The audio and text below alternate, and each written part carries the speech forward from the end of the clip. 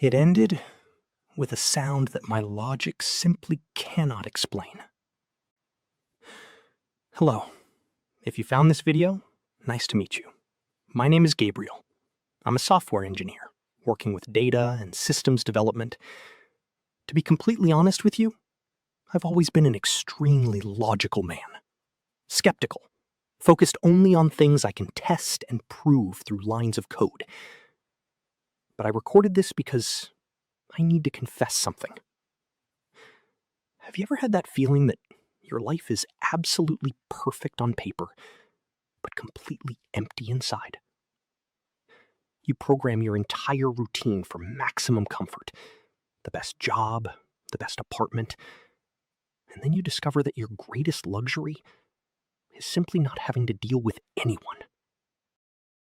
I thought I had absolute control over my world until that winter night. A night that started with perfect silence. It was one of those evenings where the sheer fatigue of social interactions makes staying home a true miracle. I was sitting right here in this armchair, comfortable clothes, a simple but flawless dinner, and a glass of excellent wine. I felt an absolute physical well-being, perfect harmony.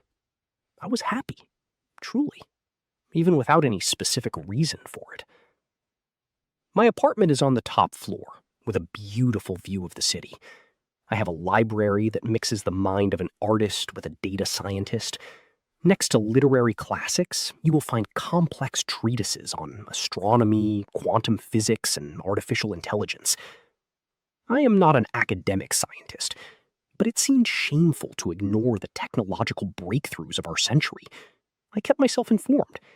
If you speak to me about algorithms or cosmology, I can follow the logic. Back then, society considered me a good catch. Good income, investments, an admirable position. But I never wanted to marry. At events, when people tried to approach me, my responses were always deliberately uninteresting, pure self-defense. I fled from social traps built around status and appearances. Whenever I felt too welcome in a house, I just stopped attending. Many thought I lived a life of secret, wild nights to avoid commitment. But it wasn't that at all. A simple matter of taste. I simply ignored love. The love described in dramas and romances. I easily consoled myself by thinking about the trouble passion usually brings. But society has this obsession with arranging our lives. In my circle, they decided all on their own that I was in love with Ianne. She's a young influencer, recently widowed, 25 years old, with an immense fortune. The world married us by its own authority, deciding we were the perfect match for high society events. And she accepted it, already acting a bit like my official fiancé. To be honest, I was already finding her presence slightly tedious. That very night, I was supposed to go over to her place for wine, but after dinner, pure laziness took over. I looked outside, saw the chaotic traffic under the cold rain, and recoiled at the idea of getting dressed and leaving. I started inventing excuses to myself. The truth was, I wasn't the least bit in love. And that's when, just as I was drifting off to sleep, my phone vibrated on the table.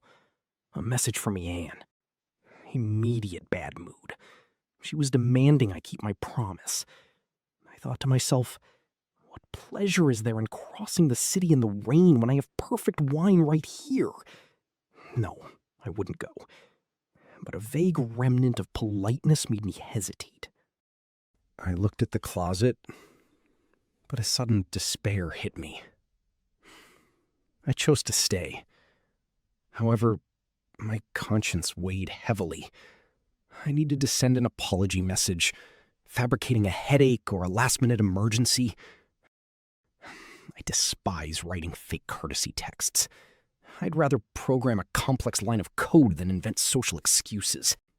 But the dread of looking like a complete savage forced my hand. I picked up my phone from the coffee table, opened the app, and entered the chat with Ianne. I typed just the first word. Ianne. I froze right there, my thumbs hovering over the glass screen, waiting for a convincing lie that simply wouldn't come. And during that exact moment of hesitation, something strange happened to my body. My fingers began to tingle against the glass screen. An involuntary impatience took over my hand, as if my thumbs were typing on their own at high speed, completely ignoring my brain. And what appeared written in that text bubble changed my life forever. Ianne, you are beautiful enough and have plenty of admirers for me to tell you this without sounding cruel. I do not love you. It would be a mistake to continue a relationship that will lock two such different souls in a prison of appearances. I am ending what we have. You will forget me easily. That was exactly what appeared written on my phone screen. Without any control over myself, I tossed the phone aside and thought, am I going crazy? Or am I sleepwalking? My own fingers had written the raw, naked truth that I was trying to hide behind a polite lie. I almost sent it. If I had, Ianne would have thought I was a monster, but at least I would be free. In the end, out of sheer frustration, I decided the best thing to do was to get dressed and just go to her place. But the exact second I placed my hand on the doorknob to leave the apartment, I heard it. A sigh. A woman's sigh, so faint, so incredibly sad, that it felt as if it came from another dimension. And that is how I found myself in the middle of that winter night, driving through the metropolis toward Ianne's house.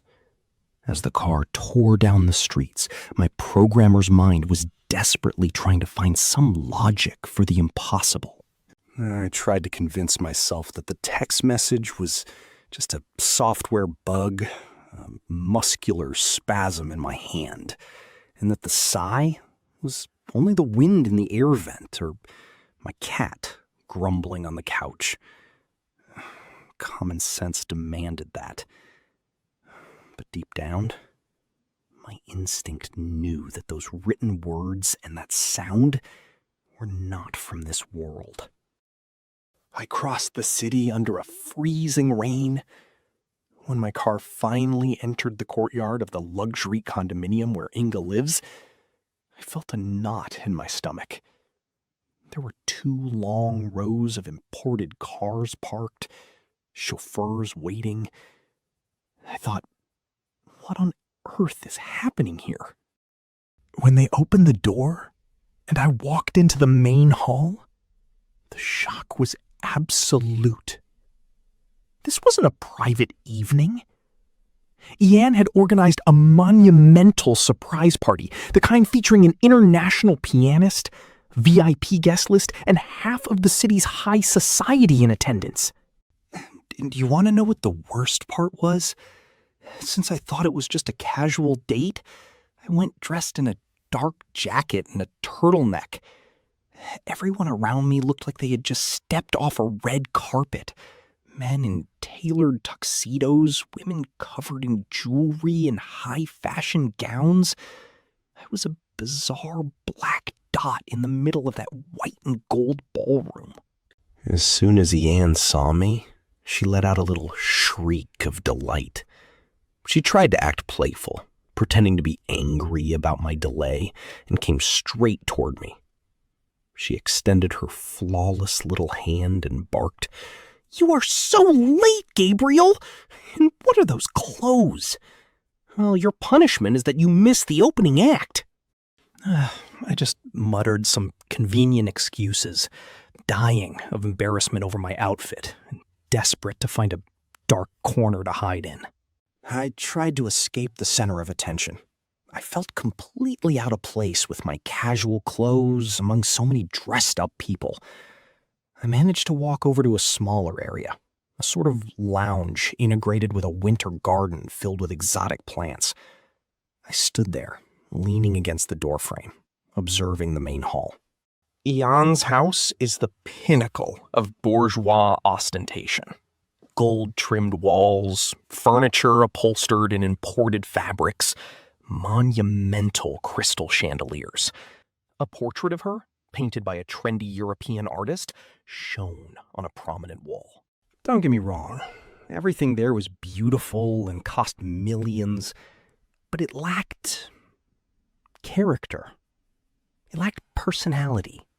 If you took Ianne out of there, that place could easily be the lobby of a private bank, the reception of an elite law firm, or the suite of an international hotel.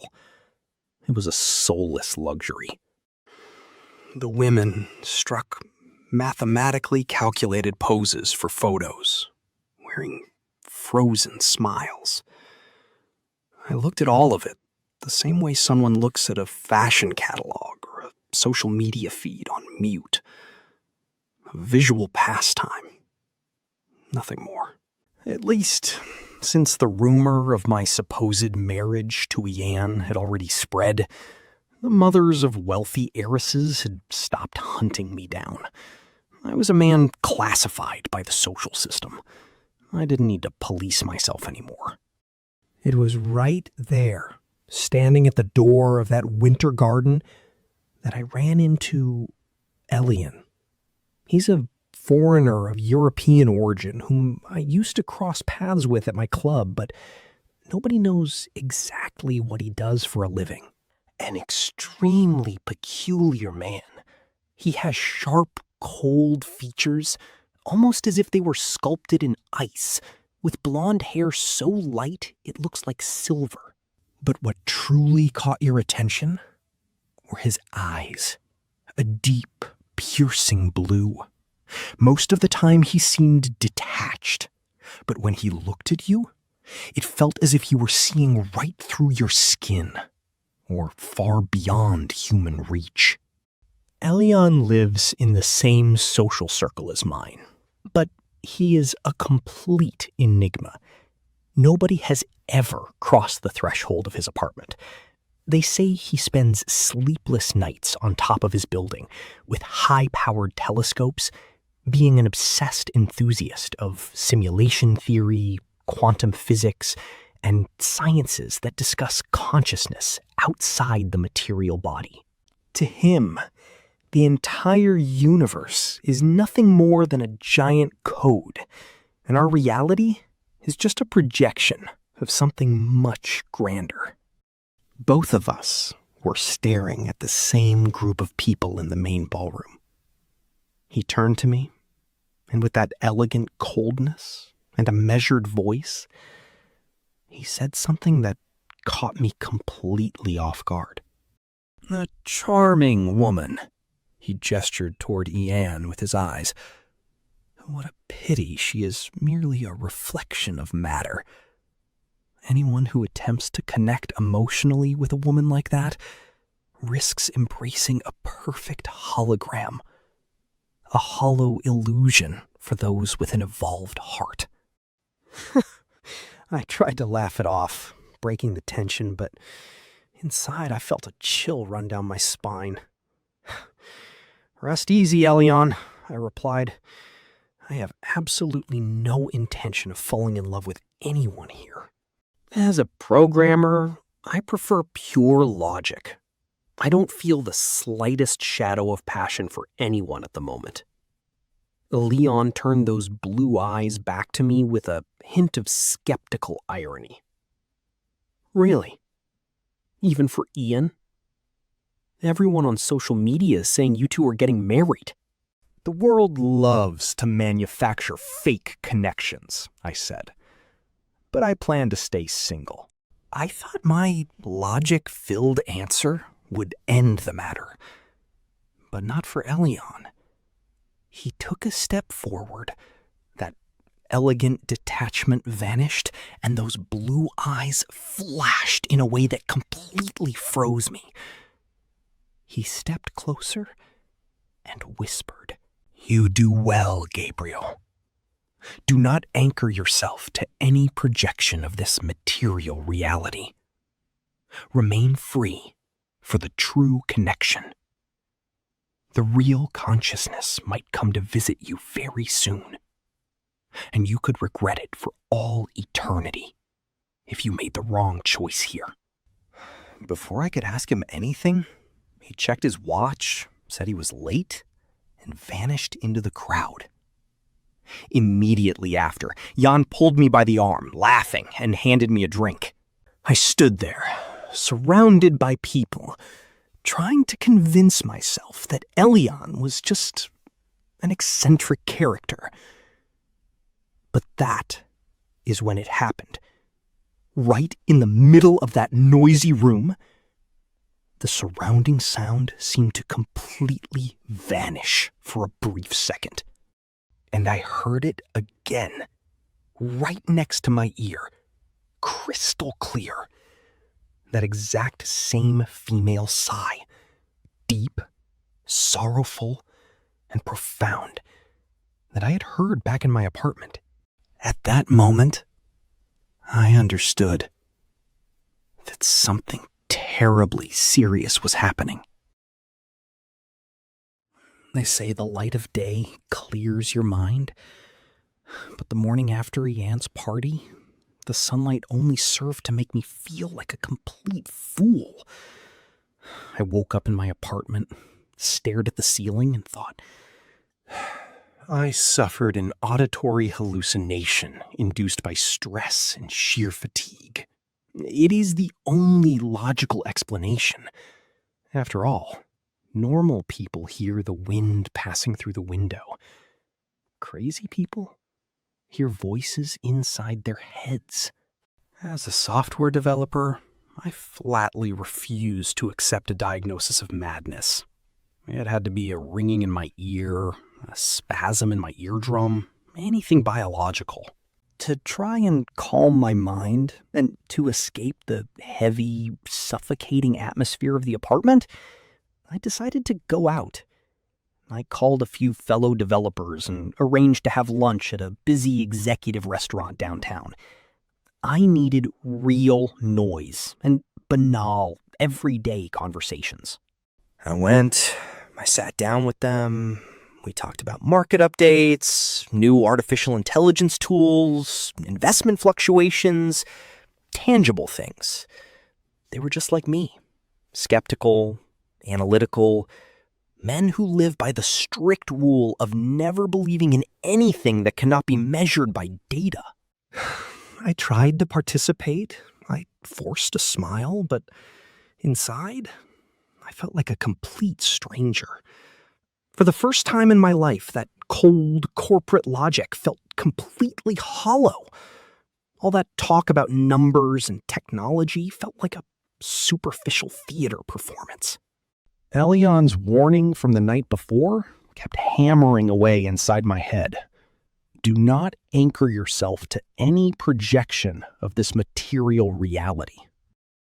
I returned to my apartment in the early afternoon, even more restless than when I had left. The silence of the place felt like it was screaming. I remembered a conversation I had with him months ago in the lounge of our club, long before any of this began. At the time, I thought it was just the delusion of an eccentric man. But he had explained his vision regarding simulation theory and quantum physics to me in great detail. Elyon said that human consciousness emits a specific frequency, and that if we concentrated all of our willpower and mental energy into a single point, we would be capable of tearing through our material reality. He said that the invisible universe responds to absolute focus, opening a door in this world for other dimensions to manifest. Back then, I laughed. But now, after seeing that message on my phone and hearing that exact same sigh at home and in the middle of a crowded party, my logic was in total breakdown. If this was a glitch in my reality, I needed to test it. I hadn't changed my beliefs. I hadn't suddenly become religious or mystical. I simply decided to act like a scientist facing an anomaly. I resolved to test Elyon's hypothesis. If he was right, something would happen. If he was wrong, I would prove to myself that I was losing my mind and I'd go find a doctor. I decided to perform the experiment.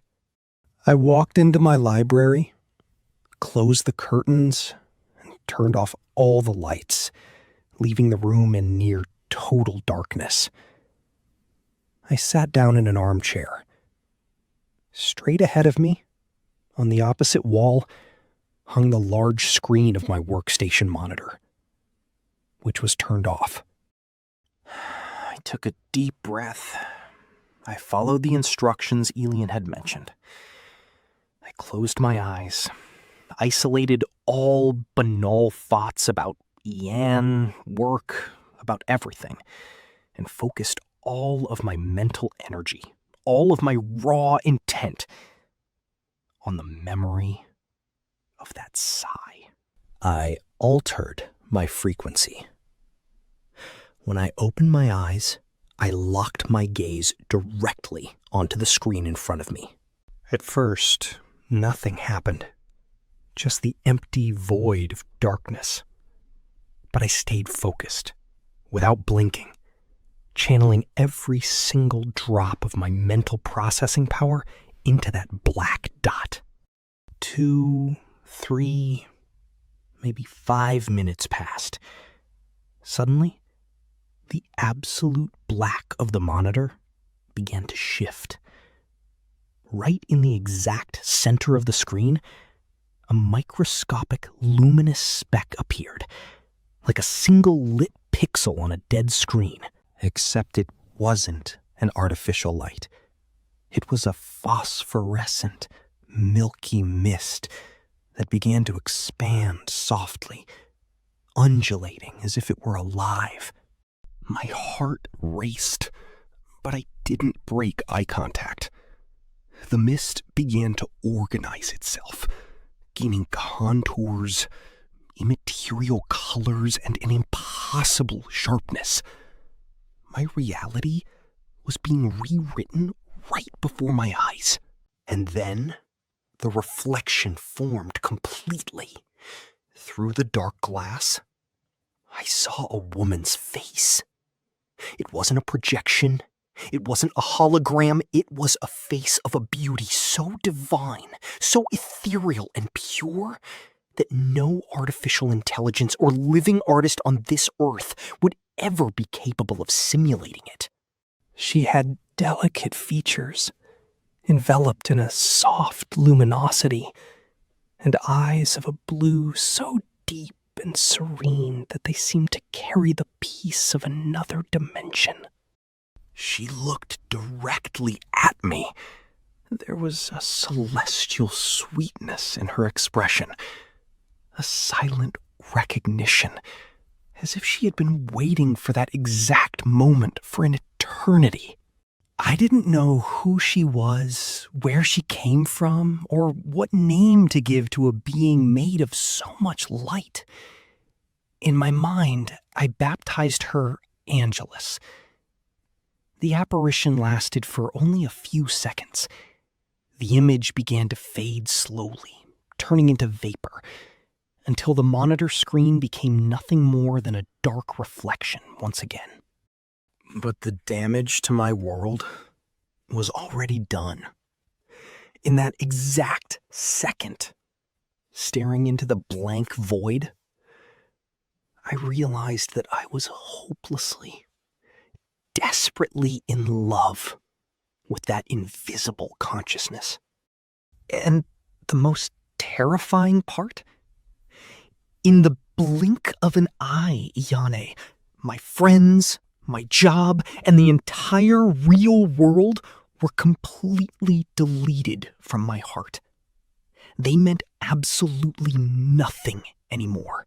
I had crossed the barrier, and there was no longer any way back. To find out what happened the next day, you need to watch episode 4. Subscribe now so you don't miss the next chapter of this story. See you in the next monologue.